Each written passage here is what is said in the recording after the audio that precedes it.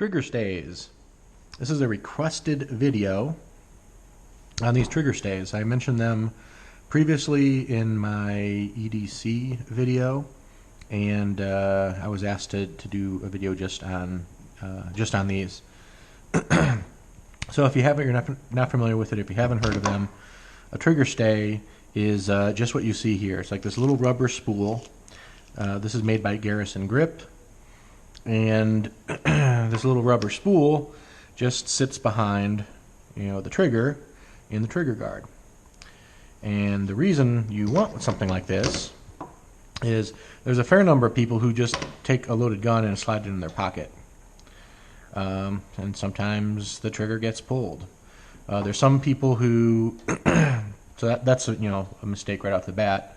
There's other people who, like me, would use a pocket holster, but I just could not get a consistent draw.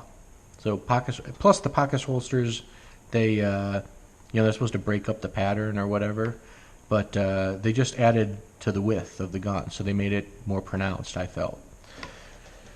So with a gun like this, where I use a clip here, I can just stick that in the waistband, or I stick it in my pocket, or an inner pocket inside of a pocket. And even though I won't carry anything else in that pocket, I felt this was just a little bit of added protection. Maybe I might accidentally forget and drop something in that pocket or something. It hasn't really happened, but conceivably, maybe it could, or maybe somehow I fall or I bump into something, maybe there's some 1 in a million chance that the gun could go off. So I use these trigger stays with this guy here to ensure that can't happen. And if I ever did need to pull it out of my pocket, I can actually get a nice master grip on the gun, and as I'm coming out, I can just poke that bad boy out, and then I can shoot. It works just fine.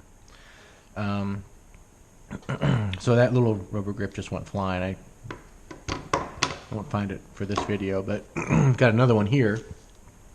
Now they do sell and market different sizes.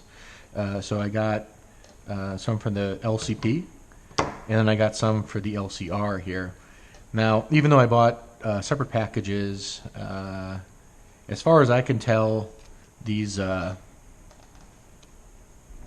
the exact same size.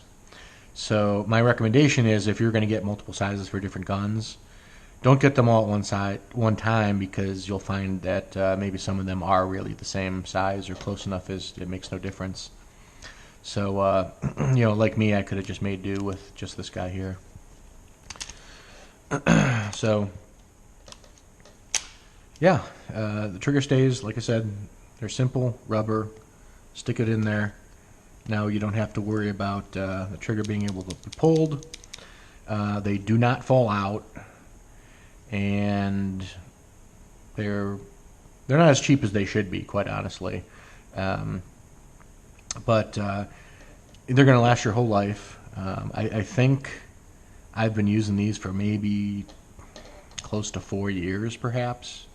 At least 3, probably closer to 4. And there's no noticeable difference, in the one that just popped out of here versus like this new one that's still in the bag. That one's a little more, slightly more faded. It's dusty, but yeah, they're highly recommended by me for whatever that's worth. Nothing really.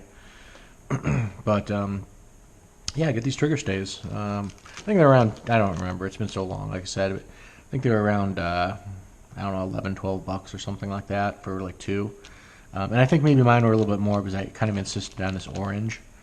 I think the standard ones were black, and I didn't want to be like, practicing a draw, and then this thing comes bouncing out, and then I'm like, I can't find it on the floor. So I went with red, so I could, practice using it and see where it lands. So anyway, that's all I had to say about the trigger stays. I probably talked too long about it as it is. But stay tuned for other videos.